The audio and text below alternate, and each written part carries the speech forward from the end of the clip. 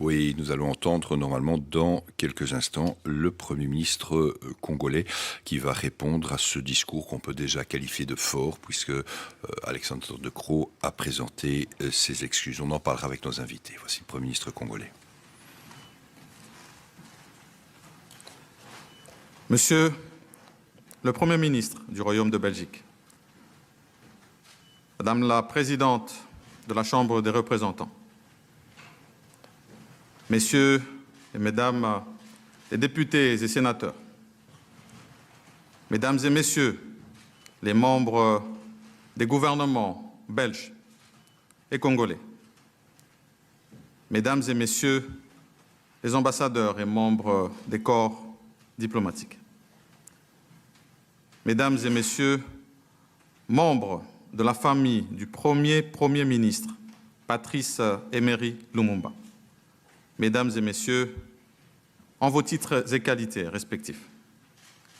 L'émotion est forte en prenant la parole aujourd'hui, en ce lieu chargé d'histoire, ce palais d'Egmont qui a accueilli les pères de l'indépendance congolaise il y a exactement 62 ans, à l'occasion de la table ronde de Bruxelles, ayant conduit la République démocratique du Congo à sa souveraineté internationale.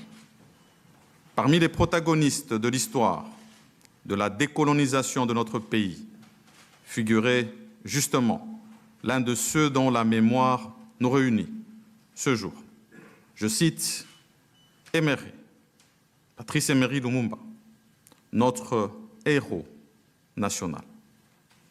Mandaté par le président de la République démocratique du Congo, Son Excellence, M. Félix-Antoine Tshisekedi Tshilombo, au nom du peuple congolais et à celui du gouvernement que je dirige, je suis venu recevoir solennellement, aux côtés de ses enfants et petits-enfants, la dépouille du Premier ministre de la République démocratique du Congo. Dépouille autour de laquelle son peuple organisera dans les heures qui suivent le deuil national qui n'a jamais pu avoir lieu. La date du lundi 20 juin 2022, en Belgique, comme en République démocratique du Congo, entre désormais dans les annales de l'histoire commune de nos deux pays. Le retour de Patrice Emery Lumumba dans son pays permet à coup sûr à la République démocratique du Congo de recouvrer un des maillons essentiels de sa mémoire nationale, fragmenté par la tragédie de sa disparition. Au-delà de la République démocratique du Congo, c'est tout un continent, l'Afrique, qui célèbre le retour de l'un de ses dignes fils. Et au-delà même de l'Afrique, c'est l'ensemble du monde épris de liberté qui salue cet événement, en même temps qu'il doit se réjouir et se féliciter des hommages que nous rendons à ce grand combattant de la liberté, de la démocratie et de la dignité de l'homme, quelle que soit sa condition.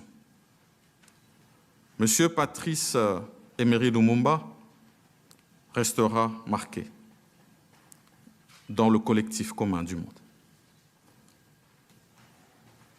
Au nom du gouvernement congolais, je dois reconnaître la volonté politique du gouvernement belge. Il en fallait beaucoup pour arriver à ce moment. Vos propos l'ont si bien rappelé, Monsieur le Premier ministre. Je voudrais en même temps saluer les efforts des institutions à travers le monde ainsi que l'engagement des personnalités qui se sont investies dans l'aboutissement de ce processus de haute portée historique. Dans cette journée constitue l'épilogue, nous ne pouvons parler de Patrice Emery Lumumba sans nous remémorer ses deux compagnons, Maurice Mpolo et Joseph Okito, qui, comme lui, ont perdu la vie dans des conditions tragiques. La lutte pour l'indépendance, la souveraineté nationale et internationale. Point de départ de la prise en main de notre destin demeurent incontestablement les motifs pour lesquels ils sont morts. Ils ont été admis récemment dans l'ordre des héros nationaux Kabila Lumumba, au grade de grand officier.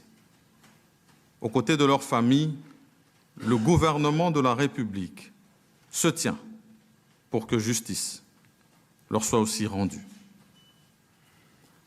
Le régime colonial a été un système basé sur l'exploitation et la domination, marqué par une relation inégale, injustifiable, et par le paternalisme, la discrimination et le racisme.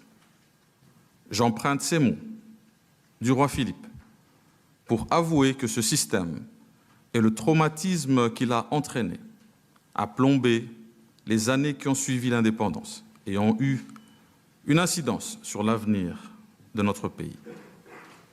Le travail de la commission parlementaire sur le passé colonial nous édifiera davantage sur cette page douloureuse de notre histoire.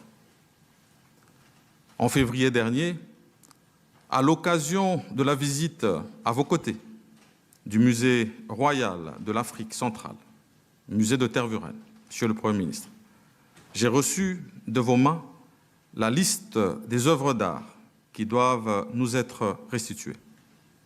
Et la remise symbolique par le roi au président Félix-Antoine Tshisekedi du masque Soukou marque incontestablement notre volonté commune de nous réconcilier avec notre histoire et de scruter dans la sérénité et sans complexe l'avenir de nos rapports. Monsieur le Premier ministre, Mesdames et Messieurs, évoquer Lumumba aujourd'hui avec nos jeunes générations, c'est rappeler son combat, son rêve de faire de la République démocratique du Congo un pays moteur dans le développement de l'Afrique, par sa position géostratégique, en plein cœur de l'Afrique, par sa diversité et sa richesse socioculturelle, par son sol, par son sous-sol, par sa flore et sa faune. C'est pourquoi, dans son célèbre discours du 30 juin 1960, Lumumba lui-même soutenait, je cite, « Nous allons faire du Congo le centre de rayonnement de l'Afrique tout entière ». Une conviction qui rejoignait celle d'autres illustres figures panafricaines, telles Frantz Fanon, Aimé Césaire, Cheikh Anta Diop, Kwame Nkrumah. Visionnaire, notons que dès 1958, Lumumba alertait l'opinion, tant nationale qu'internationale, sur la menace de la violation de l'intégrité du territoire qui pesait déjà sur son pays. Il est le premier homme politique congolais qui emploie le vocable balkanisation, concept sur lequel aucune Congolaise, aucun Congolais ne peut jamais transiger. Aujourd'hui, il est de notre responsabilité d'appeler le peuple congolais, essentiellement sa jeunesse, à porter à bras le corps le combat de Lumumba, qui demeure aujourd'hui encore de grande actualité. Combat de protection et de préservation de l'intégrité territoriale. Combat pour ne jamais trahir la République face aux convoitises extérieures. Cette intégrité territoriale à laquelle tient aussi la Belgique et que vous, comme le roi, avez si bien rappelé en ce moment précis où notre pays fait face à une nouvelle agression rwandaise avec son lot d'atrocités. Des enfants ont encore perdu la vie, les écoles sont encore bombardées. des femmes contraintes à quitter leur milieu naturel. Depuis plus de 25 ans, la normale est devenue normale. Notre détermination à y mettre fin autour de notre président de la République, chef de l'État, et de nos forces armées est à nouveau renforcée ce jour. Que dire encore de Lumumba, alors qu'il faut des ouvrages tout entiers pour le décrire? Un vaillant combattant pour la démocratie, une référence incontournable pour la jeunesse et les générations à venir, un héros national.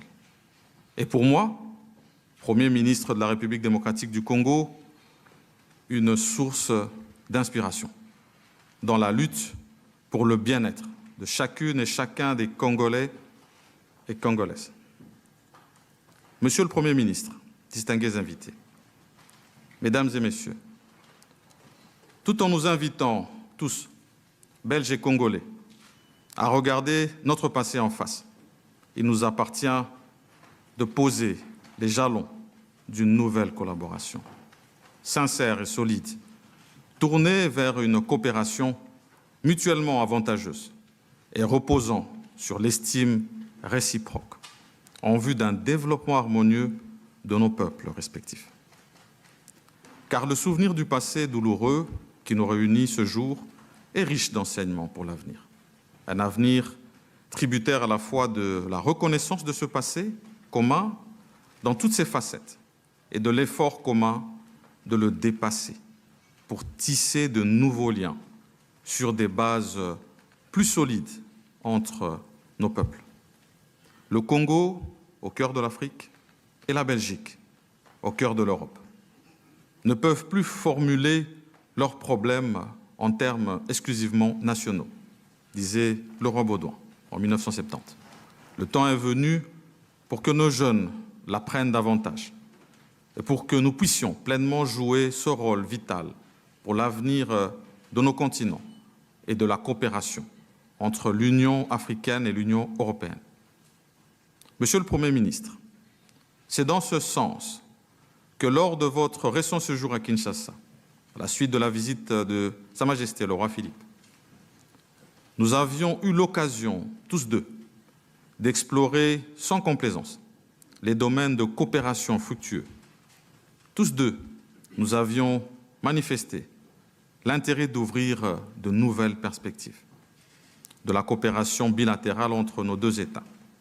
Il me revient d'ailleurs de relever qu'à la suite du 6e sommet Union européenne-Union africaine tenu à Bruxelles au mois de février dernier, des options fondamentales ont été levées en rapport avec l'atteinte des objectifs du développement durable pour l'Afrique. Ces échanges fructueux doivent aussi caractériser les officiels de nos deux patries en vue d'inciter cette coopération mutuellement avantageuse pour nos deux peuples, appelés d'ailleurs aujourd'hui à écrire une nouvelle page de l'histoire. Puisse la mémoire de Patrice Emery Lumumba, qui nous réunit ce jour, constituer un moment de rassemblement et le point d'un départ, d'un avenir plus radieux. Je vous remercie. Nous allons entendre dans quelques instants